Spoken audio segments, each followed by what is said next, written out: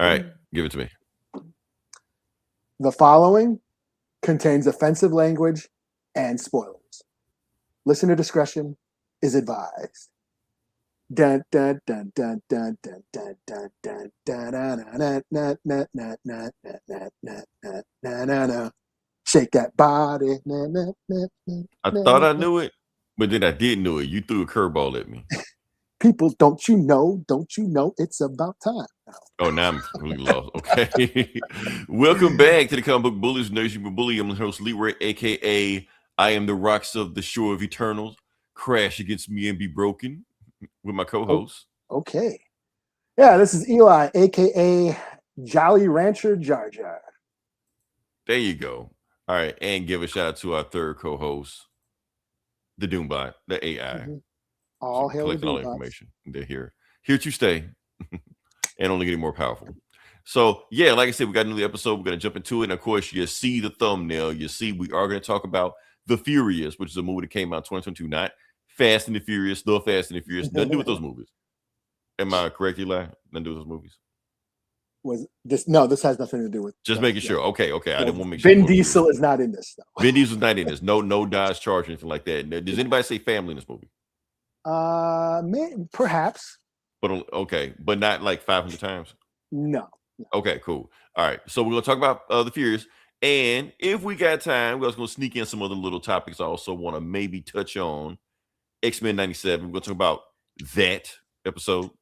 Oh so, yeah, get into it. While y'all if y'all here, go ahead and smash that like button. Do that thing. Put the graphics on. Ooh, look at the. I'm gonna leave the bad boy up until something happens where I can't put it up there. You know. So before I get into it, Eli, I'm gonna let you loose. I'm gonna turn you loose. But before we go, can we start off with your favorite part of the podcast? Sure. Is this actually my your least favorite part of the podcast? Let's do it. We're gonna talk about the box office numbers. Let's get this bad boy up here. Bam, the box office numbers. Okay, I just want to talk about it briefly. Let's talk about it. See what we got going on. Number one movie. I didn't get a chance to guess it was going to be a Disney movie, but Moana didn't hit what everybody thought it was going to hit. Eli, I just want to see it for that one song. I don't know. I've never seen Moana. Really? You never seen Moana? No. I thought Disney things were your things, but anyway. You know the song. What can I say except you're welcome? Didn't he win like an Oscar or something for that, or a Grammy or something for that? You got me. So you didn't know "Shake That Body," but you know that song. I know The Rock singing the welcome, but what you singing, I have no idea what that is. You should have sang The Rock. You're welcome. Technotronic or whatever the fuck they were called. Should have did The Rock. You're welcome. I would have known that. I would have sing with you. What else we got here? We also got a bunch of just I'm kid shocked movie. You didn't see Evil Dead Burn. Everyone else saw it but me. My kid went and saw it. Anthony actually called me up. Hey man, want to go see? I was like, man, I need a sitter, man. I can't go. So yeah, everyone else saw it but me. That's okay. That's okay. We'll table it for another time. What else we got here? But this is what I want to talk about. This is what I'm talking about. Skip right here. Okay. So Michael broke a record. Michael Jackson movie. More like that. Okay. Bam, a Billy. Oh shit! It is the first biopic to gross $1 billion at the box office. No shit. On top of that, the lead actor, who is Jafar Jackson, you know, everybody says Michael Jackson's nephew, puts respect on Jermaine Jackson's name as Jermaine Jackson's son. That's all I'm saying. Put respect on the name. But in his acting debut, he is the first lead actor to debut in a $1 billion movie, to lead a movie at that. So yeah. Mm-hmm. So like. Shout out to him, yeah. So yeah, one of these days I'll do a review on Michael because we never did a review on what I did say, but I'm not gonna do it today because we don't have enough time because we got to get to what Eli want to talk about. Because Eli, because here's the thing, Eli. Get all this. Now go back to the numbers. I just want to see something. The numbers, okay. Yeah. Hold on. I just is the Furious on there at all? No, but I'll pull it up for you. I did check. Let's see where the numbers are. So the Furious. Okay, so the numbers for the Furious, you know, but that's like I said, it's imported. I'm pretty sure it made way more overseas. Well, not really, because only 36. 30 worldwide, yeah. That's worldwide. So, okay. No, not really. But that's okay. That is okay. You know why? Because box office don't matter. Because here's the thing, Eli. Box office does matter, but it doesn't matter. It only matters when we want it to matter. For instance, we reviewed a whole bunch of flops for like the last month, 2 months probably. And everybody pretty much said that every movie we've reviewed on this podcast sucked. But today, we're going to talk about a movie that everybody heard was good. Keep in mind, Eli, you're the only one that's seen it, but everybody heard it was good. So that's what really matters at the end. But I'm just saying those numbers are probably pretty good for this type of movie. Like this is it? Big, because like I said, where's it from? China or Japan? It's China. It's a Hong Kong, actually. Okay. Hong Kong movies do $1 billion in Hong Kong alone. Yeah, this is like a major block. This isn't full of CGI effects and no, it's not going to do like Fast and Furious or the Transformers numbers. I'm just saying, Nasia 2 did $2 billion. Yeah, but that was like a family film with full of. And you saw you saw the special effects in that shit. The year before that, the Chinatown Detective or something like that went $1 billion. In China alone. Yeah, those are more those are like family oriented. This is like a violent adult R-rated action. I get it. Okay. Yeah. So, but like I said, box office don't matter. All that matters is everybody heard this movie is awesome, and that's all that matters. So now, Eli, I'm gonna throw it to you and let us know how awesome is this movie that everybody heard is. Oh, it's very awesome. Okay, I often say, don't give us another shit movie, man, because we've been doing shit movies for the last 2 months. We need a good one. We need to hit this out the park. Yeah, this movie is quite awesomely outrageous, highly entertaining. Well, that's the thing, and I'm biased because I'm a huge martial arts movie fanatic. For a very long time, for decades now, for half my life, I've been, really a big fan of Hong Kong cinema, samurai flicks, just all the, to me, Hong Kong action saved movies for me in the 90s. Like right, because you hated the 90s. You heard me. I don't like a lot of all the biggest 90 blockbusters that everyone loves from back then. I hated them. But then I'm a little bit older than y'all, and I was a little bit jaded by then. So, but like I said, I started seeing these, John Woo flicks and Jackie Chan and Jet Li and Michelle Yeoh flicks. I'm like, holy shit, this shit's awesome. This is like being a kid again. So yeah, Hong Kong action saved movies for me in the 90s, and I actively sought them out. I actually became a member of an Asian media group here in the Twin Cities, Minnesota, where I'm at,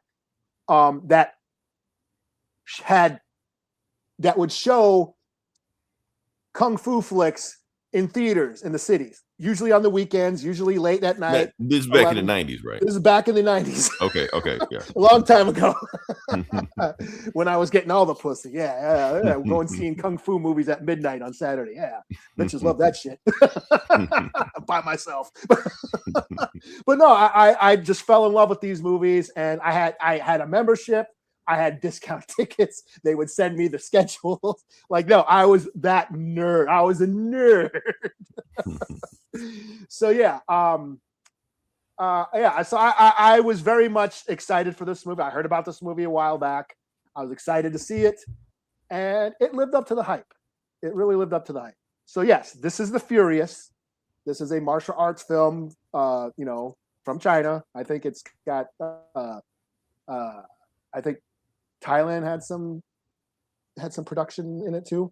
But is there anybody in it that you know or heard? Oh yeah, everybody is in shit you've seen before.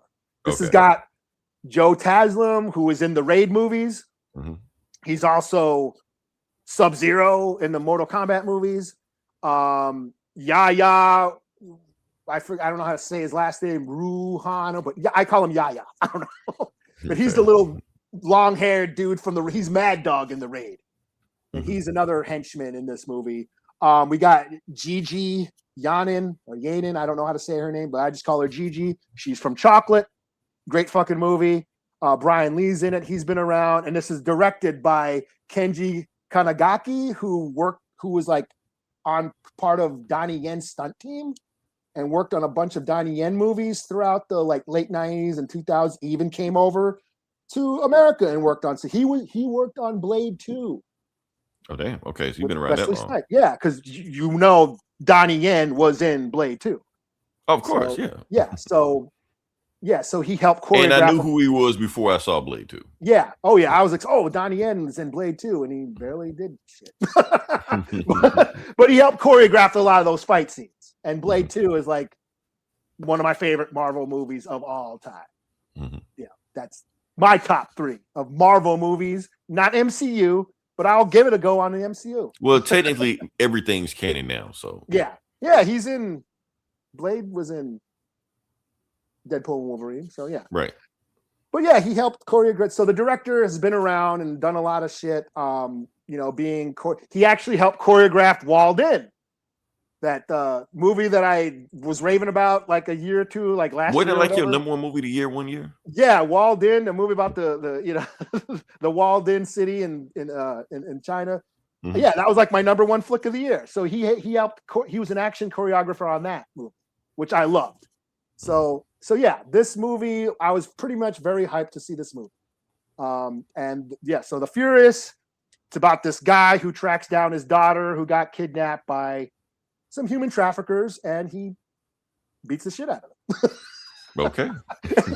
Very simple plot. He joins up with another guy, Joe Taslim, who he's looking for his wife, who was a journalist investigating this human trafficking ring, and she disappeared. And they both team up and just beat the shit out of the bad guys. Okay. Very simple plot, like a lot of your best. Almost like a buddy cop comedy. That's what sounds like. Yeah. Not very much, not a lot of comedy in this. This is but this is a total throwback to the 90s Hong Kong action cinema. You got kung fu, wire work, very long takes on the fights, like very cool fight choreography and sweeping camera movements. Yes, the camera movements are involved in the fight choreography as well, being aware where the camera is. So that's all trademarks of Hong Kong action. Even the punch powder. So the powder is back. I don't know if you know anybody who knows what the punch powder, like the powder when there's hits and you see powder puff from when like a wrestler. Punched. Yeah, they punch somebody or kick somebody and you see powder kind of like disperse, like it's accentuating the strikes or the kicks or whatever when something gets damaged, So that's back. I think Jackie Chan started using that back in the day, like putting powder on everything, on their fists, on their feet, on debris. So when something gets hit, you get this poof, this little explosion of dust, like just to accentuate the power of the strikes. So that's back, but it's digital this time. So they're using, so it's digital powder. but the fact that they used it, because they haven't used that in a long time, it kind of disappeared. You haven't seen it. I haven't seen it in a while, but it's back. And oh shit, there's powder. It's digital, but it's back. The Furious is using punch powder. So I thought that was pretty cool. And the fight scenes are great. They're well choreographed. They're brutal and violent, very violent. Definitely taking influence from the Indonesian action movies like The Raid, Night Comes From Us, Headshot, Big Four. And the subject gets a little dark because it is involving kids being kidnapped for human trafficking. But it doesn't dwell on it too much or like exploit it. It's dark, but it doesn't like settle into it, And in fact, the kids actually have a story arc. They're actually proactive and actually doing shit throughout the movie. Oh, so the kids get speaking lines and things like that. Yes, they're actually trying to actively escape, So they're proactive and they aren't just like damsels in distress waiting to get saved. So that was pretty cool. But all in all, it's just a fun martial arts action flick and definitely the best action flick of the year in my book, And like I said, it has all the martial arts like movie legends, like, a bunch of actors from the Raid movies. You have, like I said, Yaya's in it, who played Mad Dog in the Raid. And he's back playing another ill-ass henchman. This time he got a bow and arrow this time, Joe Taslim, like I said, he was in the Raid. He's Sub-Zero. Wasn't he one of those John Wick movies too? Yeah. A lot. Yeah. They've been working. Yeah, they've been getting work all over the world. And Joe Taslim, he's been popping up everywhere. Like I said, he's Sub-Zero in the new Mortal Kombat movies. Oh, really? Okay. Yeah. So he's Noob Saibot. No, he's Sub-Zero. Yes, but they kill out. Did you see the new Mortal Kombat? I did. Did that happen? I wasn't paying attention. I did see it. Like I said, we're not talking about shit movies. We're talking about good movies right now. Gigi Yanin is in it. She has a cameo. She was in Chocolate. That's an awesome movie. I've ever seen Chocolate. I encourage everybody to see that shit. It's awesome. She gets to kick some ass. And then Jie Miao. He's in this. He was a child actor back in Hong Kong back in the 90s. And he's all grown up now. But back in the 90s, he was in my two favorite Jet Li movies, New Legend of Shaolin and My Father's a Hero. And he was like a 10-year-old kung fu kid kicking ass. It was awesome. So it was really cool to see him all grown up and to see him in this movie. And he's kicking ass again. So that was cool. So this movie's just a blast to watch. Dope kung fu flick. I know people are comparing it to The Raid because it's really violent. But this is very much done in the Hong Kong action style, like the graceful choreography, the wire work, the way the camera moves, and how the fights actually showcase kung fu rather than Salat. Like the Raid movies are all like, so that's a good different fighting style. Salat, this is kung fu, because Jie Mao fights with kung fu, and he uses it against the other styles. Like there's dudes doing Muay Thai, there's dudes doing like Taekwondo and grappling and wrestling and stuff. But Jie Miao's character, he's focusing on the kung fu. He's going against bigger guys. He's not a big guy, but he's going against bigger enemies, and he's focusing on pressure points, rather than the power. He's using counter strikes and like hitting elbows and knees and punching bigger dudes in the throat. You know what I mean? So he's not like overpowering. He just knows where to hit the guy. You know what I mean? Right. To subdue them. So that was really cool. So yeah, it's a really cool flick. I had a lot of fun. And I don't know, once again, now that martial arts movies are kind of coming back in the mainstream now, I hope people go seek out more of these movies because there's a lot of cool flicks out there. Because they got to bring them over. So yeah, if they make more money, they just bring more movies over. So yeah. But I've been saying this shit for years. I mean, if you like this shit, check out more. There's all these people that were in The Furious, they're all in other dope-ass action flicks. And I encourage folks to go see them. And I've been saying it for years. Shit, when Kill Bill came out, I told everyone we'll go watch Lady Snowblood and Shaw Brothers shit. Yes, I was the pretentious nerd when it came to but that's where Quentin Tarantino got it from. Yeah. I was the, I was the well actually guy when it came to Hong Kong action. Because Kill Bill's cool and all. It's fine. I don't dislike it, but like I've seen that shit done better in 100 other movies. You know what I mean? So I've been saying this shit when Crouching Tiger, Hidden Dragon won a bunch of Oscars back in the day. I was like telling everybody that. I was like, oh, well, you like all that fantasy swordplay wuxia style? Go watch Bride with White Hair. Watch Duel to the Death. New Dragon Gate Inn. East is Red. There's a bunch of movies that are way better than that. Because I kind of thought Crouching Tiger, Hidden Dragon was kind of just watered down Hollywood crap. Yeah, it was more like a love story. That's kind of why I won all the awards. Yeah, but it did feel very Hollywood. Because I had been watching those movies for years. Those type of movies. And like I said, I've been saying this shit since when Lethal Weapon 4 came out. Oh, yeah. Jet Li, right. Yeah, Jet Li was that was the first time I heard of Jet Li in that. Yeah, Jet Li was in Lethal Weapon 4. Well, I had heard of Jet Li, and I was, oh, wow, Jet Li's going to be in Lethal Weapon, the new Lethal Weapon movie. And I was like, okay, cool. And then I go see it, and I'm like, shit. Mel Gibson's gonna kick Jet Li's ass. Fuck this bullshit. Well, him and Danny Glover did have a team up to do it. But again, I was like, man, fuck this shit. You like Jet Li? Go watch Fist of Legend. Right. So yeah, I've been saying this shit for years. So yeah, I encourage people to go see some of these movies because they're fucking awesome. A lot of them are on streaming. On Tubi, shit, Netflix. Netflix got a bunch of those If you like the Raid movies, Headshot. The Night Comes for Us. Kate. You know, fucking, I've been telling people about Kate for years. You know, The Big Four. There's a bunch of cool ass shit on Netflix, but they're streaming. Tubi's got a bunch of cool kung fu flicks streaming. Just go watch them, you know. And I get it. I'm that guy. I get a little frustrated sometimes. But that's why we're here. That's why we're here. Yeah, I'm venting. Yeah, because I get frustrated because people will watch all these shitty ass movies just so they can get on the internet and complain about it for content. You know, Right. like everyone's on the internet bitching about Madam Web. Right. Like, why are you wasting your time watching? Hey, don't shit on Madam Web. Like, that was one of our highest view podcasts we made, and it was just me shitting on it the whole time. But it's like you're bitching about movies that suck. Like, why don't you want to see some women kick ass? Go watch Chocolate. Right. Watch Kate. I've been telling you all about Kate. In the Line of Duty, Wing Chun. I mean, go see. There's awesome movies out there, and you won't be disappointed because they're awesome. You know. So yeah, I very much was excited to see this flick, and it lived up to the hype. And yeah, I thought it was great. You know. I guess I can give it a rating. Please do. I'll give it a 4.5 out of 5. Just because my only gripe is the finale. Like, there was a part where they're like, you know, there's like a big horde of thugs holding axes and machetes come, you know, invading into the hideout or whatever, and the two dudes got to fight them off.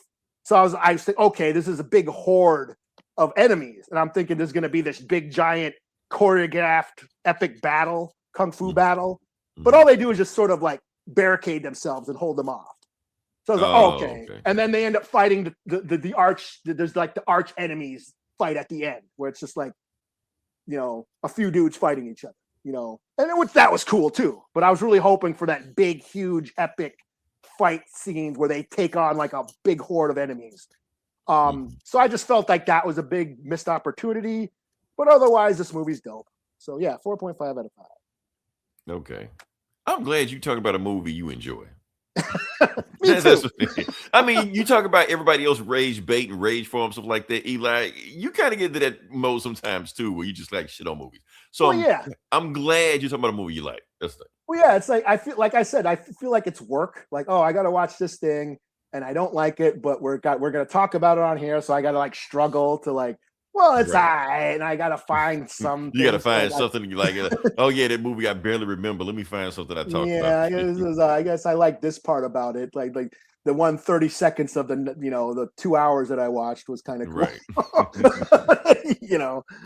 But yeah, I mean, I really dug on this. I feel like this is returning back to the 90s Hong Kong, you know, the way they made movies back in the 90s when they had the bigger budgets. Because like I've mentioned this before, here I am going on another nerdy tangent. In 1997, Hong Kong went back to China rule. So Hong Kong was under British rule, was a British colony for like 150 years. You know, so, and part of it was a hub. It was like a ship. All the goods shipped throughout Hong Kong, and it was like a shipping center, a trade center, and the movie business was very thriving back then. But in 1997, the British left, and Hong Kong went back under the communist China rule, and with that, there was a financial collapse, including the movie industry, and that's when Jackie Chan came over here, started doing Rush Hour. Jet Li came over here. John Woo, Michelle Yeoh popped up in James Bond movies. Yeah, all those Hong Kong action stars started coming over to Hollywood for like the next 10, 20 years, making movies over here. So Hong Kong action, the budgets got lower. And things kind of changed. They changed the way that old style was made. So I'm now in recent years, we're seeing the really cool wire work again, the really cool camera movements, the punch powder coming, those themes of chivalry and honor, all that stuff is coming back, So yeah, I this is pretty much and Walled-In was like that too. I noticed that about Walled-In. Let me talk about Walled-In. I did actually go back and watch Walled-In. I was cool with it up until Why did they have superpowers at the end of that movie? It's a kung fu movie, dude. They all have superpowers. It was just like this Dragon Ball Z is anime. What the fuck is this? Yeah, where they just all of a sudden. That's the thing. Like I think, and I get it. Like sometimes people like try to. There's like a logic. There's a disbelief that you have to suspend when watching a kung fu movie because yes, they're gonna like jump and start running on walls or flying through the air or do some wild, superhuman ability out of nowhere. And I'm cool with that. Yeah. But when they start to explain it, that's what took me out of it. Yeah, with that enemy, just all of a sudden he had like the Toad style where he couldn't take any hits, and they had to find his weak spot. And then that shit was like based on a true story. I'm like, the fuck? Well, the place was based on a true story. But yeah, they had to find his weak spot, like the Toad style. Dragon Ball Z based on a true story. Okay. Yeah, that's what I was like. Oh shit, this is like 5 Deadly Venoms. And me as a kung fu movie fan, I'm like, oh, this is awesome. But yes, let's go with it. Yeah, like for those who don't watch a lot of them, I can see, oh, what the hell? Well, how the fuck could they do that? Yes, there is a level of disbelief, and yes, real kung fu doesn't look like that. It's more stylized. It's got to be theatrical. I get it. So it's more showcasing the style, the fighting style, the techniques. That's where all the superhuman shit comes from. They're showcasing certain techniques. Yeah. So yeah. But yeah, there is a level of disbelief when it comes to watching kung fu flicks that you're like, oh yeah, he can, he's got the touch of death. Okay. He's got the iron fist. And say one day you teach tutorial on how to watch these movies correctly. Yeah. Okay. All right. Yeah, dope shit. I loved it. All right, so next thing we're going to do is talk about it. It looked like we did have enough time. Okay. So we're going to talk about X-Men 97 briefly. Okay. Get in, get out, talk about it right there. We're going to talk about that scene. We do have to address it. Eli got to set up something. Briefly talk about X-Men 97 for a second. Feel free. You go on. You be that guy. No. Just give me just a minute of something. I just gotta do something. You can actually as long as you want. No. I'm saying you say something about it. That's what I'm saying. I gotta do something right quick. Okay. Oh, about X-Men 97? Oh, you want me to say something? Yeah, I need to just do something real quick. Yeah. Okay, this is like the continuation of episode 2 where they're still dealing with Apocalypse and Magneto and they're Apocalypse trying to enslave everybody and and then something very drastic happened at the end of the episode. I was like, oh shit, I didn't expect that to happen like now. But the internet spoiled it for me, so yeah. Oh, I didn't. I wasn't. It wasn't spoiled for me, so I was like, oh shit, okay. It was spoiled for me at 10 a.m. before I could watch it. So yeah. Oh shit.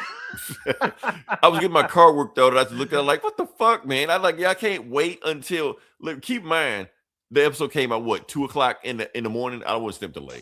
So 10 o'clock, I'm getting my car worked on. I'm thinking I'm gonna be there 30 minutes, do something real quick like that. I'm there 3 hours, and people just spoiling all kind of shit. I'm like, fuck. So by the time I get there, I know everything that's gonna happen by the time I got there. So yeah. Anyway, we're gonna talk about X-Men 97, episode 4. I can't remember the episode. A lot of stuff happened. I know people only focused on one thing. A lot of stuff happened. Yeah. I'm gonna breeze through it as fast as possible. Like I said, last episode on this podcast, when I talked about how Magneto was manipulating in Sabanur, and to a point, Perfect was also, and I was like, this is gonna end badly. It ended badly. Yeah, I did. So exactly how I thought it was going to be. Like, we're going to make it a second. So basically what happened at the end of the episode, in Sabanur becomes Apocalypse and kills Magneto. I'm like, whoa, okay. Out of there. But then, exactly after that, this is the most shocking thing that happened to me. Professor X started talking about his mama. Okay. Like, you should have left your ass in the desert. With your ugly ass. I'm like, damn, Professor X, I get he kill your boyfriend and shit like that, but damn, you gotta go at him like that. So that's what people are saying. So they're pretty much saying that they're saying it might be set up on Onslaught. Okay. Boom, Onslaught. I know you've seen this ugly ass motherfucker. Yes, I've seen that. Yes. Okay, you've seen Onslaught. I didn't know what that was. I mean, I knew, but didn't know. Yeah, that's the whole thing about Onslaught. Professor X like takes no Magneto like takes over Professor X's mind, or Magneto Professor X's memory of Magneto corrupts him, and he turns evil, wants to destroy the world, and blah blah blah, whatever like that. He blows like the most evil motherfucker you can ever think of. Professor X basically betrays the X-Men. The whole reason Bishop came to the past was to find the X-Men that betrayed the X-Men. He always thought it was Gambit. It wasn't. It was Professor X. That's what you're about to find out. So if they go that route, we don't even know they're going to go that route anyway. Other stuff happens in there also. The whole thing about, like I said, remember we talked about Rama Tub. We were like, okay, is this Kang? Is it not Kang? We'll come back to that. And it turns out it was Kang. He turns into Kang, and then the episode like, peace out, because Apocalypse is coming to kill him. So you're like, well, this time's fucked. Let me just go somewhere else. So yeah. So I thought that was pretty cool right there, that he just Ramatut's out stuff like that. It would have been cool if, I guess, if they kept the plan they were going to. Jonathan Major might have voiced them, but that wasn't gonna happen. That wasn't gonna happen. So yeah. And yeah, so what else happened there? Oh, this thing. Where's this thing? The Celestial. Okay. See, here's the thing. I'm not really up too much on Apocalypse lore and stuff like that. It's kind of like my blind spot like that. So I knew about the Celestial stuff that he got, this Celestial technology he got to become who he was. I always thought he found it, or he stole it, or whatever, or it's like just in a junkyard. He just came across stuff like that. I didn't know that Isan, the Searcher, the Celestial space god, chose him to be his herald or some shit. And basically, the X-Men like stuck in some kind of sick ass time loop where no matter what they do, Apocalypse will always beat them. Apocalypse will always win. Matter of fact, that's what Kang told Professor X. He was like, "You can't beat him. You never beat him. He will always win." And they know this because what's the dude? Cable came from the past specifically to tell them they can't beat him. So it's like some kind of weird ass time loop where they, no matter what they do, they can't beat him. So some Doctor Who shit, man. It's some Doctor Who shit. It's like they're like some kind of Terminator style time loop where the ship that was in the old 90s episodes of the X-Men ship pops up again, the same ship, but it's in the past. So yeah. It's a fixed moment in time. It's a fixed moment in time. Yeah, it's like weird. It causes a paradox if you fuck with it, man. So I thought it was a very interesting episode. Everybody's going on about Magneto doing this, Magneto doing that. A lot of other time wibbly wobbly shit going on. Setting up Onslaught, maybe that weird time loop. Kang is in the multiverse when they said the TVA killed Kang, but he's still running around doing whatever. They'll probably recast Kang. That's what I'm thinking. So yeah, Ryan Gosling. Here we go. Let's go. Megan Thee Stallion. Come on. Let's do it. Sydney Sweeney. Fuck it. Who cares? But yeah, like I said, awesome episode. Oh, damn it. I didn't get the thing. That's the thing I'm talking about. Did you stay after the after credit scene? There was an after credit scene? No, I didn't. Yeah. I did not. Oh, with Wolverine? With Wolverine. Captain America? I didn't see that. That was after credits? Okay.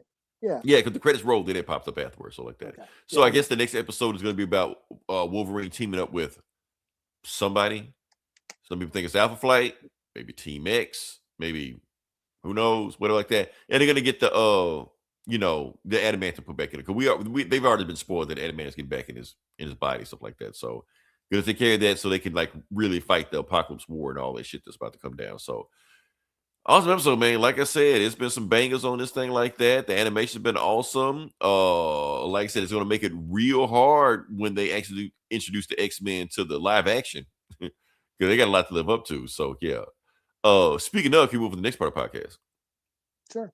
We got time, so we can move on to this thing. That's what I did make a thing of. Did you see that Avengers Doomsday dropped an official poster, concept art, something to that effect? I did not know. Okay. This is official. This I know it's a whole bunch of AI construct Doombot bullshit going on right now, though. This is official. Kevin Feige did it, I think, in China, something like that. And then it was reposted by the visual directors, artists that been with Marvel for like 20 years. And then they fired him. So it's like his last movie he's doing anyway. That, yeah. They fired everybody. Like everybody's gone. Like to save money. So like that. And then Simu Liu, Shang-Chi also reposted also. So it's official. So yeah. So what do we have here? This is it. It's official poster. Really? Not Wow. everybody on here because there's some people, unless I'm missing them, because I think there's people on here that's been announced that ain't on here. But yeah, this is the official poster, the official first look of Doctor Doom, what it looked like. Now we can do a little better than that. Let's zoom into this bad boy. Let's get off in there. Okay, yeah. Let's see. Now, let me know if you can see this. Is it doing the thing? Cool. It's doing the thing. Scrolling? Yeah. Yeah, okay, cool. All right. So, like I said, we got here in the centerpiece, Dr. Doom, Chris Evans as regular man, Citizen America, I guess, what you want to call it, and Pedro Pascal. So that's centerpiece right there. Eli, we've seen this before. Okay. In the 2025 movie Materialist, but we're swapping out Dr. Doom with Madam Web. I have not seen that. You didn't see that. Interesting. I did not see this movie. Okay, let's talk about Materialist for a second. It almost, I don't know why I just want to talk about it. Take as long as you want. Take as long as I want. Okay, let's deep dive into I want to know about the lore. The lore of the Dakota mythology. Johnson romantic Materialist rom-com. mythology. Yeah. It almost made my top 10 list last year, Eli. Oh, no shit. But it didn't. Huh? I'm going to tell you why. Because I didn't like the messaging. Okay. I felt it was too mean-spirited. All right. That's all I got. For a rom-com? For a rom-com. Because it wasn't really a comedy. It was kind of mean-spirited. And I was just like, I don't want this message to get out there and people looking for love believe this movie. So that's why I knocked it. So, yeah. Okay. Other than that, I actually kind of like the movie. But yeah. Oh, what are we talking about? Oh, nerd shit. Yeah. Yeah. Comic shit. Yeah. What else do we talk about? We don't want to talk about romantic comedies. Anyway, back over here, we got Thor. We got the Thunder Avengers and Ant-Man. I didn't even know Paul Rudd was in this movie. Okay, cool. And oh, let's talk about this before I talk about the people talking about some okay, so you got Chris Evans with Mjolnir. And people like at the end of Endgame, did he return Mjolnir? He did. If you pay attention, this is the broken Mjolnir that Jane Foster had in Love and Thunder. So this is the main universe Mjolnir he has. So he's gonna run around with Mjolnir the whole time. And casual t-shirt, I guess, the whole time. Okay. Before we get to the X-Men, for people don't know, where's Captain America? Captain America is on the poster, right there. With all the way to the back, all the way to the back.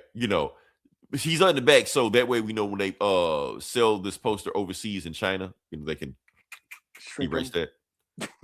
With Wakandans also. I don't know if you can see them down there too. I did see them. I did notice. Okay. I did notice how their size. Yeah. Now you see them. Now you don't. That'll be China right there. Oh, and Shang-Chi cowering. Oh, but they hate him in China also. They hate him worse than they hate black people. So they can easily race him out too. So there you go. Oh, and the rest of the Fantastic Four. Cool. Back to the X-Men. Okay, so you got the X-Men. Yeah, but it looks so weird on there. Okay.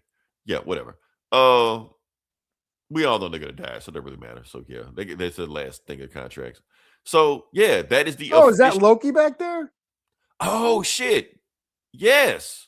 See, I wouldn't even seen that if you didn't. I honestly, yeah, I didn't pay attention. Is it Loki? It is Loki. Yeah.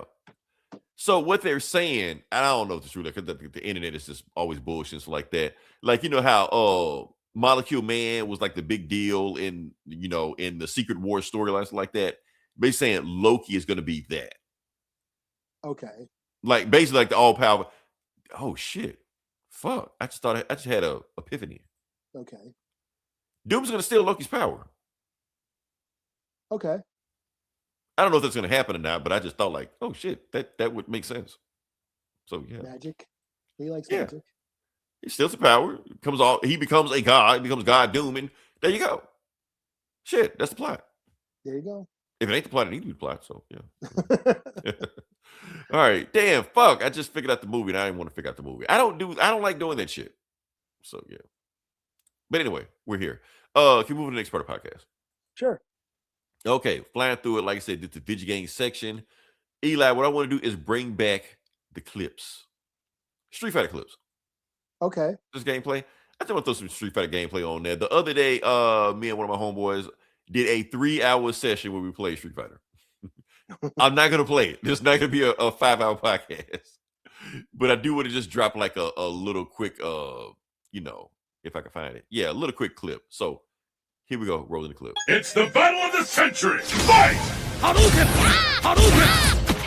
How long will this go on? The fight has finally begun! Who's gonna take two heroes on top? Hadouken! Booyah! Hadouken! Hadouken! I hope you're ready!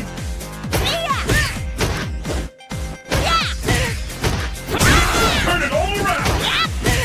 Hadouken!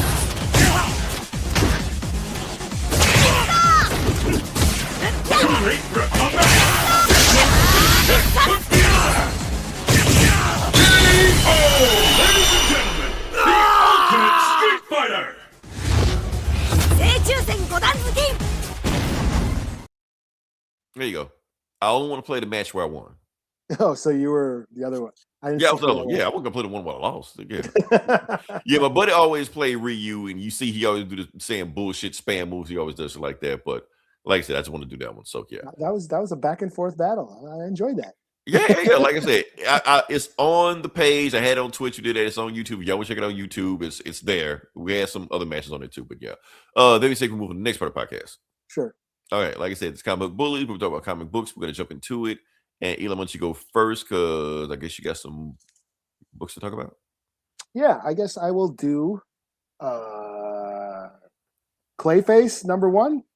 And for some reason, I didn't know it was coming out this week. I knew it was coming out, but not Yeah. this week. That's caught me off guard. So yeah. Yeah, it popped up. I'll and I was on the fence about reading it, but then I'm like, you know what? I'm gonna check it out. This was a big week, actually. There's a lot of stuff I was reading. Like a lot of stuff came up. So yeah, Clayface #1, Celebrity Dirt. Is the Okay. tagline or whatever. I'm trying to pull it up here. I think this is a prelude to the movie. I think. Like it might tie in some kind of way. Oh, you're Yeah. saying this actually is like tying into the movie, not like so it's not in DC continuity. Yeah, I think. I mean, don't quote me. I that's what I gathered. That's what it was for. Hmm. You know. Okay. So this kind of starts out. We're on some movie set, and the director is like, "Hey, where's so and so? The actor they're looking for. Oh, they're waiting for they're saying the wig isn't the right wig or whatever. Okay, we'll get him the right wig, and because hurry up, we're losing. We're behind schedule. We got to shoot this scene. Blah blah blah. Okay, so the production assistant, whoever, goes into the dressing room with the wig and finds the actor all melted. Uh-oh. Yeah. And like, it's like, oh damn. So it's like very gory, gloopy scene. So, okay, cool. Like you got a body melting horror thing going Okay, on. I just figured out something. This is not tied into the movie. Okay. Okay, I'm gonna tell you why. Did they say the name of the Clayface in this comic? Is it Basil Karloff or whatever? Well, that's the thing. That's the thing here. This Clayface doesn't know who they are. That's the mystery they set up. Okay, never mind. So after that whole actor scene with the body melting actor scene, we cut to, Arkham Tower, where Clayface is being interviewed by his psychiatrist or their psychiatrist. We don't know who the fuck they are. Mm-hmm. And he's claiming to be Basil Karloff. Mm-hmm. He's like, no, you're not. You're Todd, whoever the fuck. Okay. Like you're not. You're Todd. I can't remember another Clayface. Matt Hagen, or I thought his name was Todd something. There's a bunch of Clayfaces. Yeah. Yeah, I'm trying to find Todd Russell. Who the fuck is Todd Russell? I don't know. Another Clayface. All right.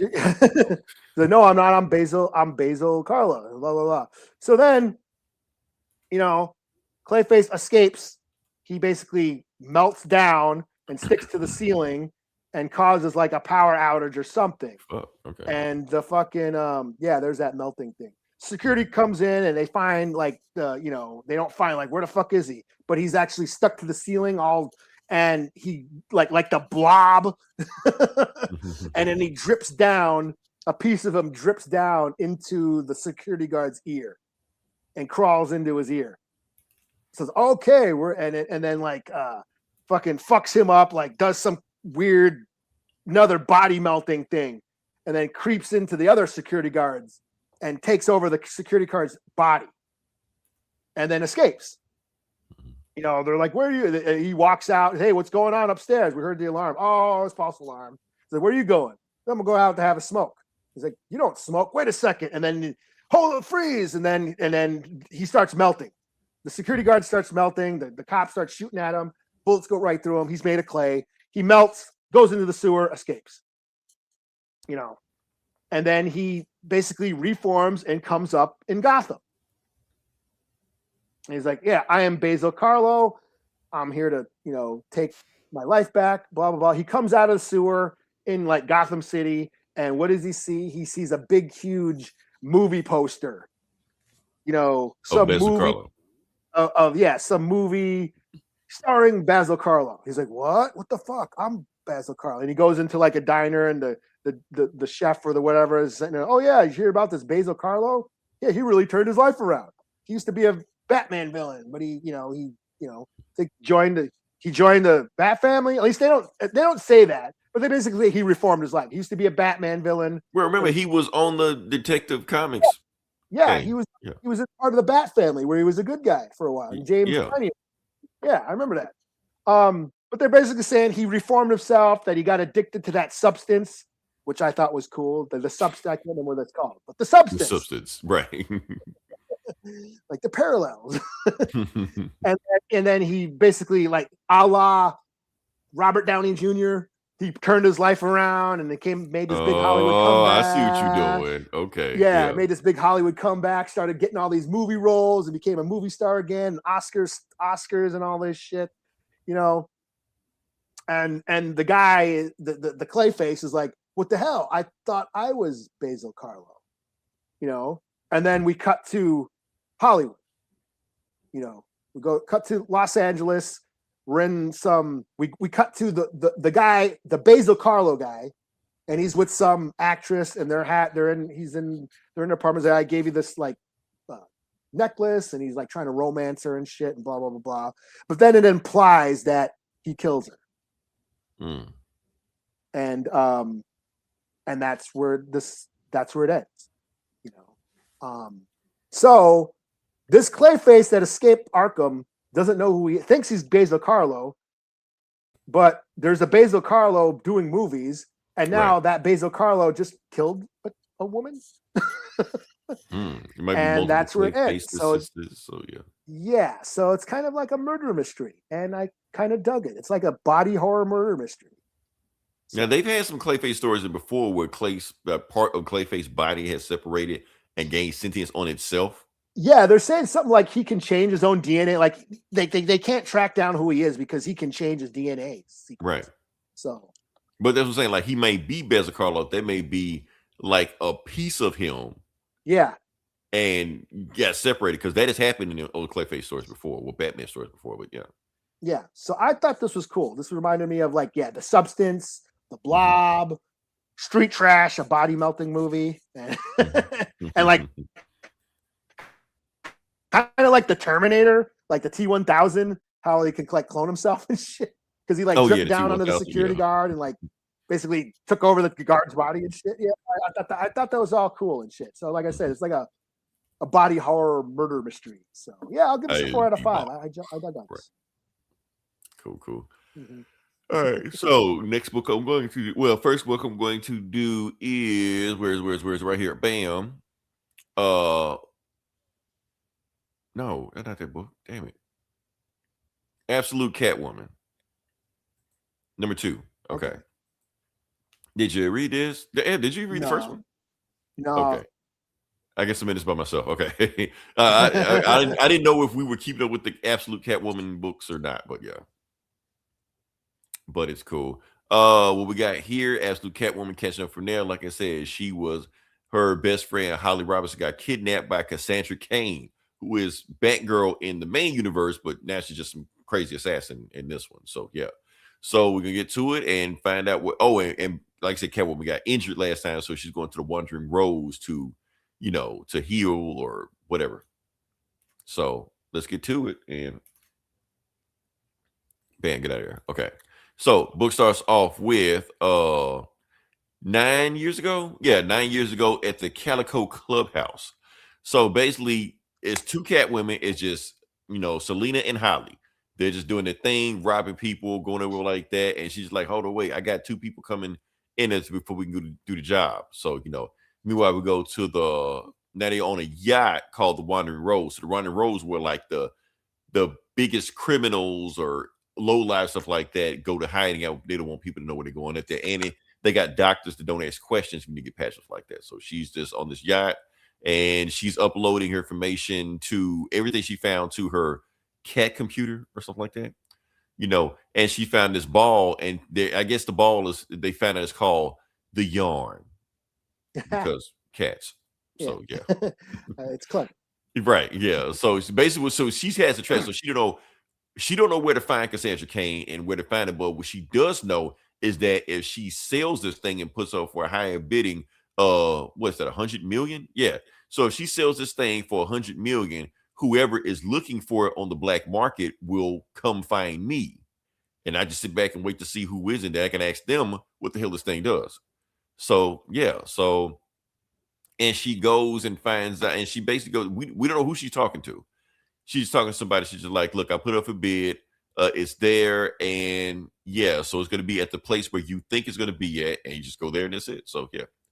And yeah, 9 years ago back then. So basically we're breaking down who is all on the team, So it's two other girls on there. So it's four girls to make up the Calico girls or whatever.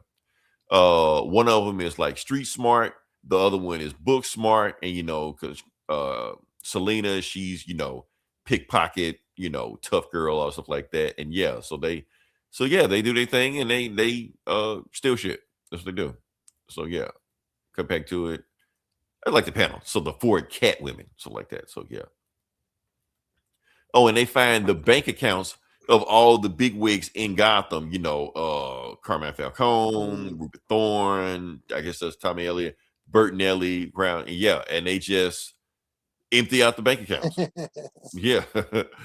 So yeah, what they had that from. So now Selena knows she going to this place and she goes to this mountain, but she placed a bomb in this mountain, and the bomb is set for it to go off in 60 seconds or an hour, or 60 minutes or an hour.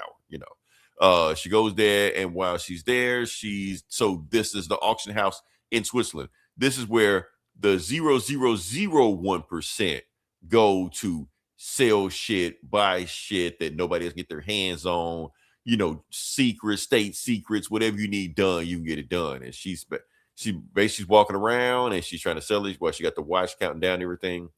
And these are all the people that are bidding for the things that she wants. Oh, and she got her AI called Jones and stuff like that. And she gets word that there is one person that outbidded everybody else.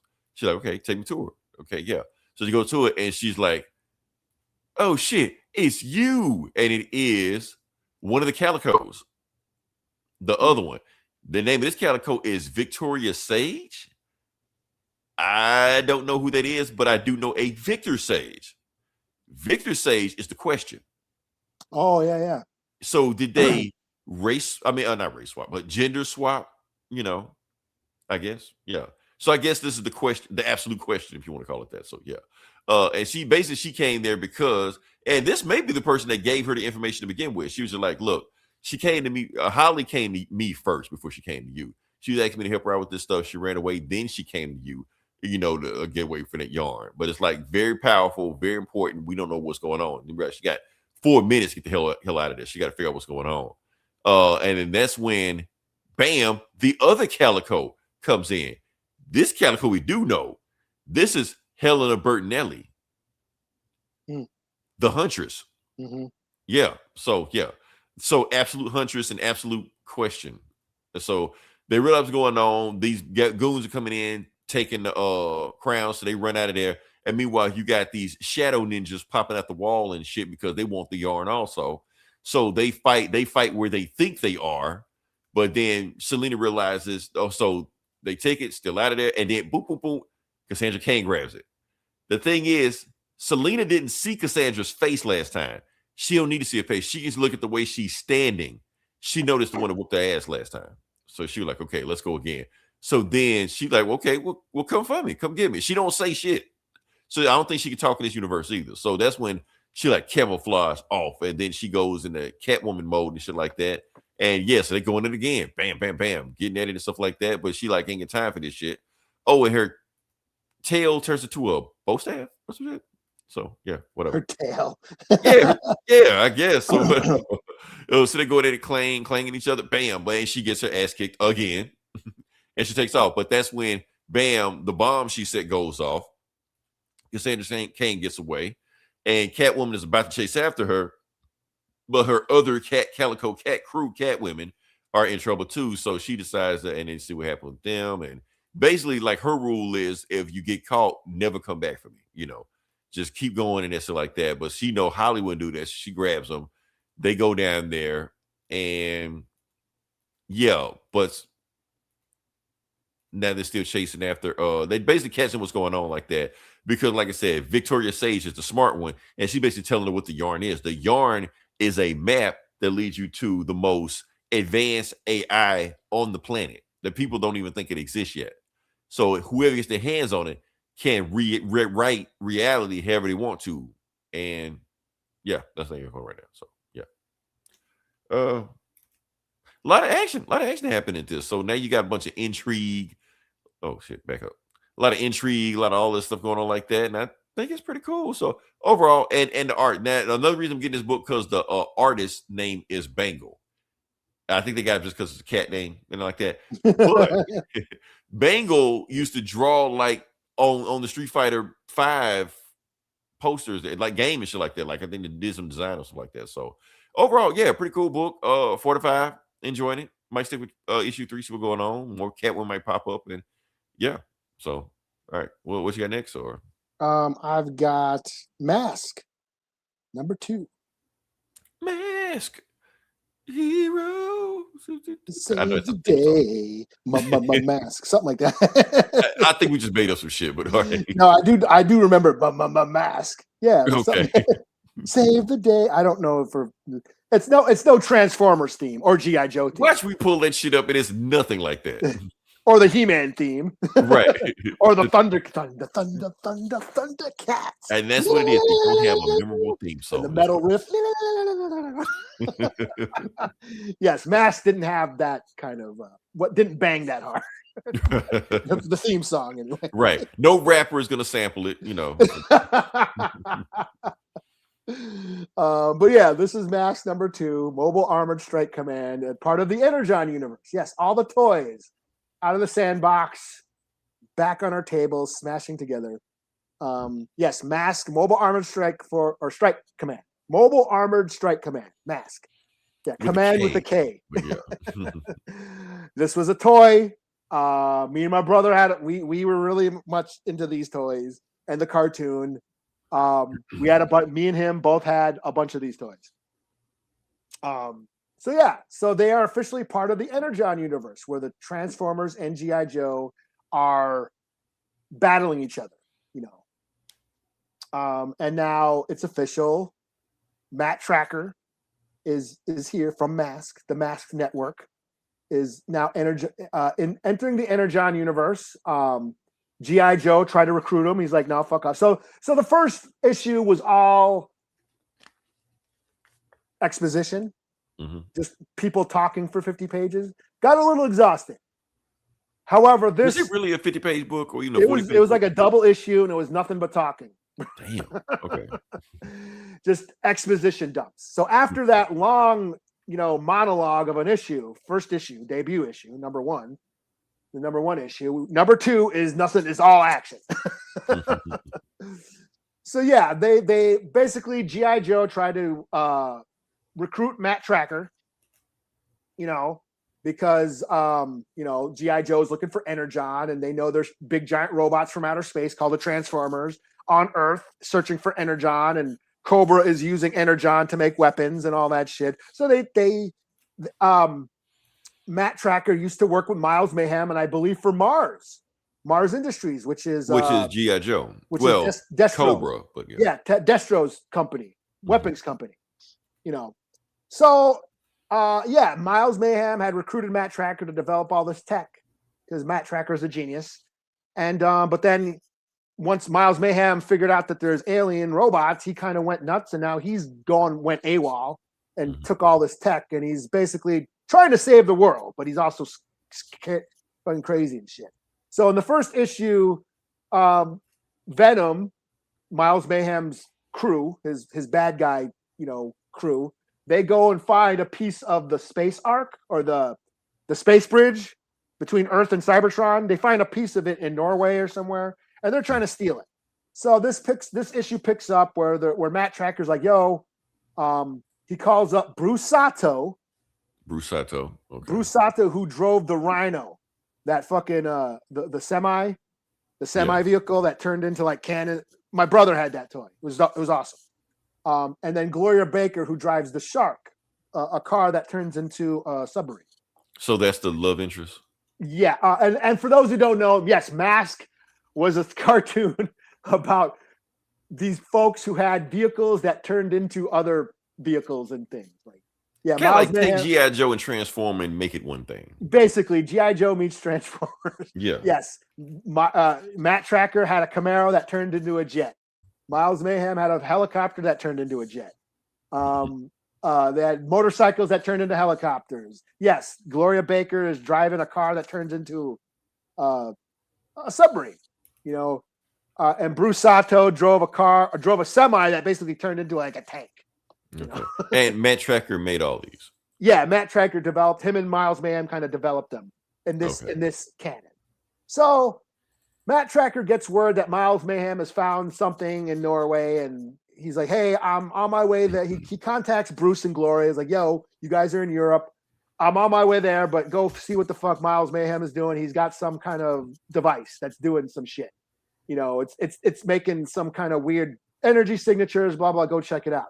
Turns out that while Miles Mayhem was transporting this piece of the space bridge, it like activated, and because it's a space bridge, it basically turned into a black hole and started becoming a black hole into the ocean.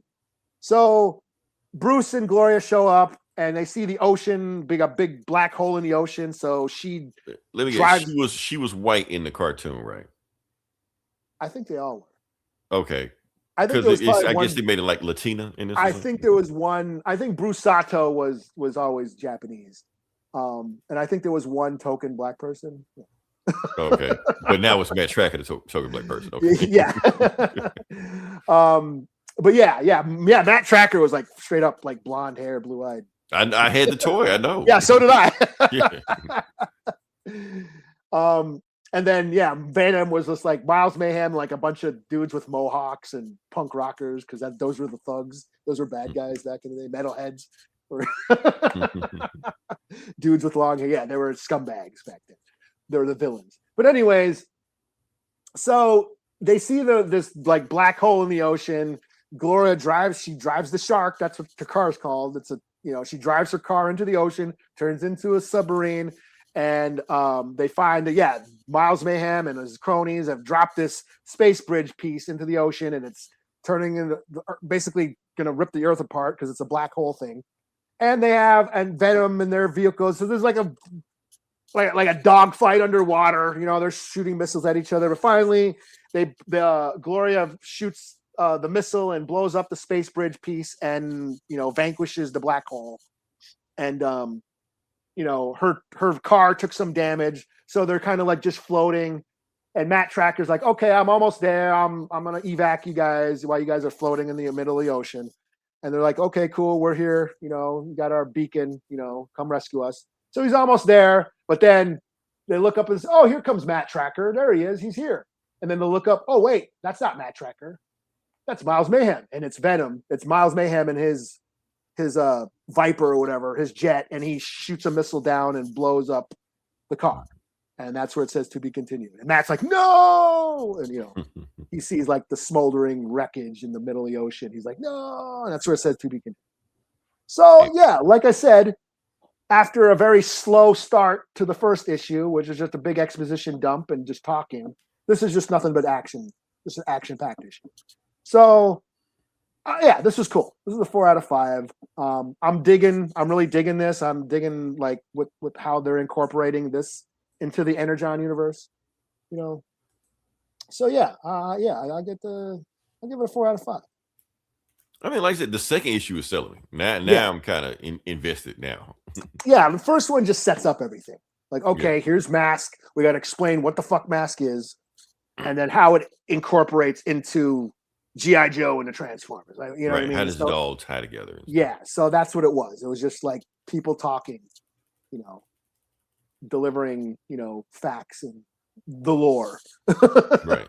A big long space crawl, like like in Star Wars. It's just a very long one of those.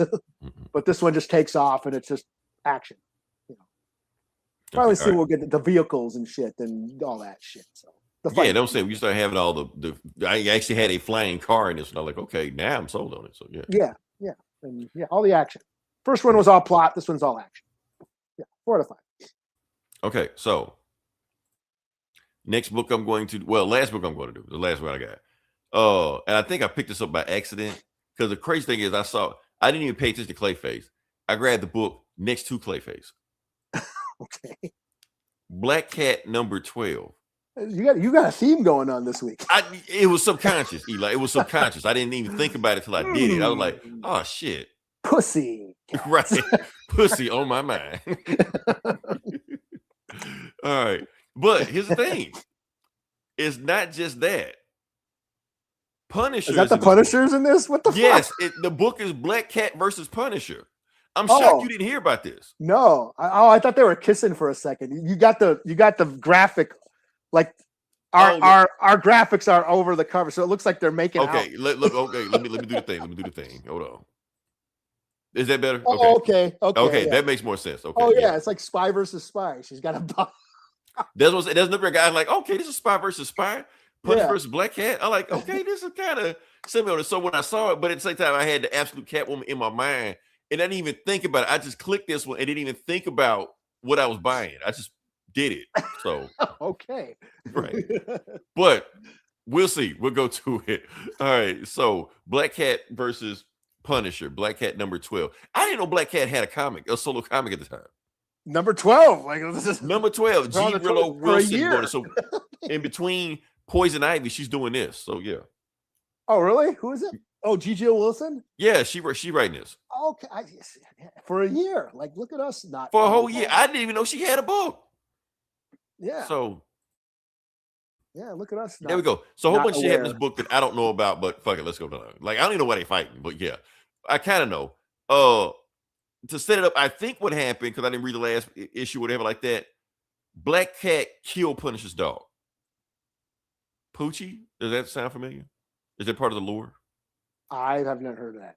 Okay. Okay. We're gonna John Wick this shit. Okay. I guess so. Yeah. So she killed his dog by accident, but Punisher don't really need an excuse to keep your dog. Your dog keeps shitting in my yard. Right. So he like tied her up in a basement, since he's killing, tied her up, and that's the Punisher. He like apologized. Apologize for killing my dog. He walks in with a Mossberg. That's not a Mossberg. It's a shotgun, but whatever. Aims it at her and shit like that. But she like just apologized and I won't shoot you in the face. And she's like, fuck you. Because basically he had her locked up in that place for like 4 days. So yeah. And then she tries to foot sweep him. And he's like, fuck you doing? He's like, oh shit. So foot sweep didn't work. So now grabs her and like, you gonna apologize for shooting my dog. Like that. I ain't doing none of that shit. Bimbo, dirtbag, and she's able to get out of it and able to, now the thing about Black Cat is not. Did he actually say why you? You're right. Why like Elmer Fudd? Elmer Fudd with a shotgun. Now the thing about Black Cat does not have super speed or strength. She's just a human, regular. Her power is luck. That's it. but her luck powers don't work on the Punisher for some reason. So yeah, that's why she be locked up for like 4 days and shit like that. So he's like shooting and shit like that. She running away, and he's like, "We're not done yet," coming and chasing after her. And she's like trying to knock stuff, and then finally he gets to the trip, even though she couldn't foot sweep him. And now she's going for the exit. He's like, "Don't go for that exit. You better not leave it at the exit." He's like, "Don't tell me what to do." You're like, "Okay, your funeral." And then, bam, she falls because his interest is like over a cliff. A moat. He's Yeah. got a moat. And she just drops in the waterfall. So yeah. And she was like, "Oh, we're not done." So he's in Cape May. I guess it's a place. I don't know. In New Jersey, I guess. I don't know. So yeah. And he's like, "Oh, there's sharks down there too." So he's actually going down. He's loading up the shotgun and going back for her. So yeah. Looking for her and shit like that. Wait for her to come out the water if she survives the sharks and shit. So yeah. She gets out there and then makes a phone call to some guy. I don't know who this guy is. I guess he's part of the lore or some shit like that. So he's like calling. He was like, "Look, my luck powers don't work on the Punisher because he's fucking crazy and shit like that. What do I do if my powers don't work?" He was like, "You don't need your powers. Remember, you're still one of the best thieves I've ever met.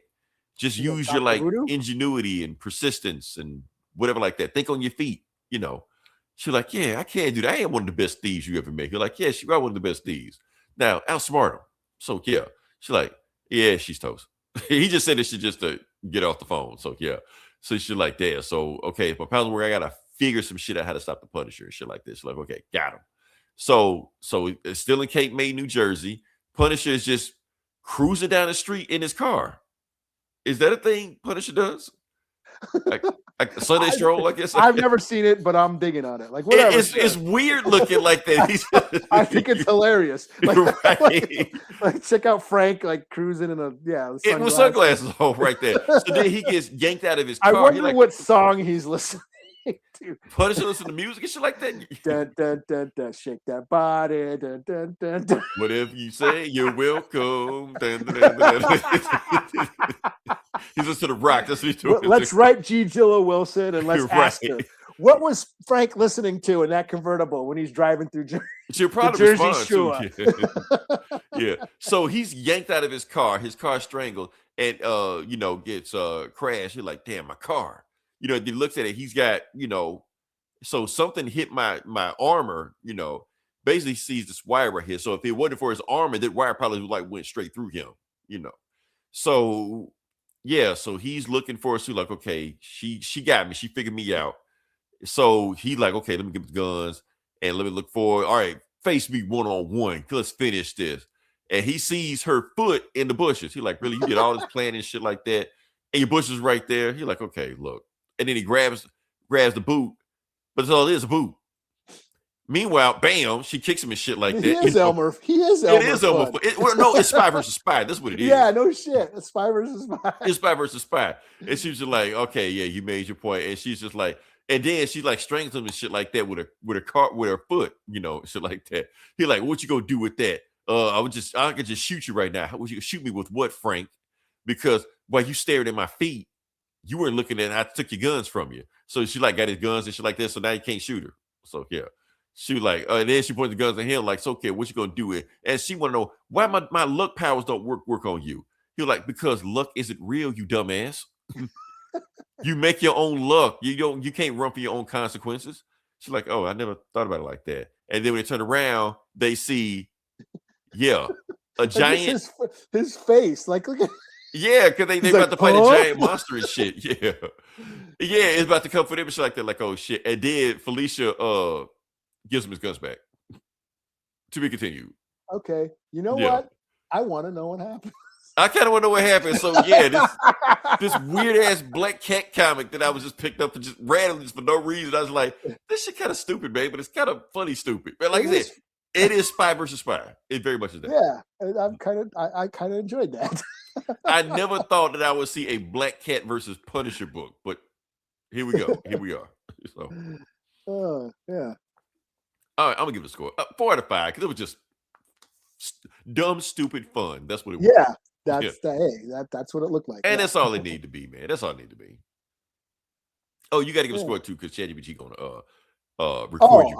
I'll give it a 4 out of 5 too. I thought that was funny. It was Just- funny. It was unexpected. I wasn't expecting that. It kind of. Just- I almost want to go back and read some of the other Black Cat comics. Okay. just because like just seeing Frank kind of be a bumbling idiot was kind of funny. Yes, you don't see that. He's always like tortured and shit like that. This Yeah. is right in a convertible. Like, Yeah. like That's got to be panel of the year right there. that's got to be panel of the year. Like, what the fuck, man? No, we got to make this go viral. What was he listening on. to? I told you it was some kind of hard, but no, he cruising music right there. You know what? DJ Jazzy Jeff and the Fresh Prince, Summertime. Oh man, not that song. That's what he was listening to. 3 miles an hour, so everybody sees me. So, that's a thumbnail right there. Anyway, so yeah. Anything else you got? Or Well, I did read like Absolute Batman. oh yeah, that did come out. The origin of the Absolute Harley. I've heard. Did you hear? Did you? They hear already it? spoiled it. They are. You can tell me, Yeah. but yeah. Yeah. So Joker is her dad, Mr. Dun, Grimm. dun, dun. The Joker's mom- daughter. Yeah. So she's the Joker's daughter. Her mom has been working for Arkham in secret and basically helping with his experiments in Arkham. Did they say Yeah, who her it was mom's good. name was? I forget her name. But it kind of like she was explaining it to Batman while they were trying to escape the Robins and the big Robin mech robot suits that they got. Mhm. You know, the Akira Bubblegum Crisis Robin crew, the absolute Robins, Appleseed Robins, yeah. Yeah, fucking Mobile Gundam Robins. So that happened. What else did I read? There was a bunch of books. Transformers dropped. That was pretty good still. You know, that still continues to be cool. What else did I read? Oh, Shadow of Maul. Final issue. Maul Okay. finally showed up and did some shit, but it's like, and now to be continued in the show. Oh, say it's all lead up to the show. Yeah, it was Why all didn't lead it up come to the out show. before the show? Yeah, well, the first book did drop before the show, like a week or two before the show. But it Okay, was I like, give that. I give it was 5 issues, so Yeah. But it is pretty much is a Lawson book. Like he was tracking down this internal affairs agent that was basically trying to frame Lawson, but then he turns out that internal affairs Infernal Affairs is a Hong Kong flick. There's another Hong Kong flick, which you Well, recommended. Yes, that Martin Scorsese remade into The Departed. Oh, look at all this lore. Yeah, so there you go. If you like The Departed, it's a remake. It's a Hong Kong remake. But anyways, this internal affairs agent is basically corrupt, and Lawson tracks him down, but before he can do anything, Maul catches up and kills him. Kills the internal affairs agent. Damn. And then Okay. and then the book ends, and go watch the TV show, the Maul TV show. Mhm. So that was cool. I did enjoy it. It was just crime shit on that planet, you know. What else did I read? I know I read something else. Clayface. M.A.S.K. Oh, Daredevil. Daredevil still, the new Daredevil runs cool. Stephanie Phillips. Okay. Still killing it with that. And then I read some. Oh, Jeff the Land Shark. You That got, was you just got a comic? Yeah, that was just dumb, stupid fun. Yeah, I Okay. just grabbed it just for the hell of it and read it. Kind of like how you grabbed Black Cat. Right. Well, you probably didn't grab it for the same reason I grabbed it, but okay. I just I'll check it out. You know, I mean, Jeff the Land, he's getting a push these days. Yeah, Marvel Rivals. Yep. Yeah, so basically Mojo. Not Mojo. Yeah, Mojo. Mojo, yeah. Yeah, he's trying to like put together some kind of show on his world, and he wants Jeff the Land Shark for Because his, he see Jeff Landshark got heat. Okay. yeah, and he's trying to put together a show. So then we cut to Earth, and some giant alien comes down, and everybody fights it, and yeah, and then Jeff the Land Shark gets taken. So to be continued. Don't know if I'll continue it, but yeah, it's Jeff the Land Shark. Meep or Mur. What do you say? Mur? Meep is Kevin, the little octopus thing. That's it. Oh, yeah. Heptopus or whatever he's called. I think that's it. I'm booked out. Yeah, that's everything. Okay, nice. Like I said, I'm gonna do it again. You listen this long, definitely like, share, subscribe. Like I said, if you're still here, go ahead and like it. Go ahead and subscribe Yeah, like there you that. go. Yeah, because so Eli can recommend some more kung fu movies for you. So, yeah. Next week, I don't know what we're gonna do. We're gonna talk about something else. So we'll see. Something will happen. I don't know. Something will happen. We'll kind of go from there. When's the Spider? No, Spider-Man's not this week, is it? It's next week. We got time. We got time. Okay. No time soon. It's sometime this month, but at the very, very, very Oh, end. the Nolan flick comes out. Oh yeah, I'm definitely check it out. Well, there you go. I'm a deep Lord dive in that like you did The Furious. Clash of the Titans. You know, they said, okay, Travis, you know who Travis Scott is, right? Travis Scott. Probably. Oh, not. the rapper or whatever? Yeah. Yeah. He has a song on the soundtrack for the Odyssey. He made just for the Odyssey. Okay. I don't know. That'll piss some people off. Whatever. Oh yeah. But they're so pissed off at other stuff. They haven't gotten around to that yet. They got to work their way to that. Yeah, that this flick doesn't have all white people. Right. They're pissed off about that. Yeah. Notice it's a Greek movie, no Greeks in the Brad Pitt movie had the Greeks in it, so I don't know. Yeah, they don't know where the Mediterranean is. Right. Or that this story is fucking made up, so it's not historical fact, but whatever. Yeah, the Mediterranean, like it borders Africa and Asia and all these Arabic countries and shit. They're always mad about something, man. At this point, I'm just like, whatever. Why aren't any of the Anglos in this movie? Right. They'll be all right. But if I see Travis Scott rapping in this movie, Eli, that may take me out. I don't know. I'm just we'll see. We'll see. And I got a new outro. Oh yeah? You'll see. You'll see. Oh, is it you win? Me whooping his ass again? Yes, that's what it is. That's all I'm gonna do for the next month. Just me whooping his ass. So no more die 1,000 deaths. I whooped your ass. Right. Oh shoot. Until then, this is Leroy. This is Eli. We'll talk to you guys next week. Same bully time, same bully channel.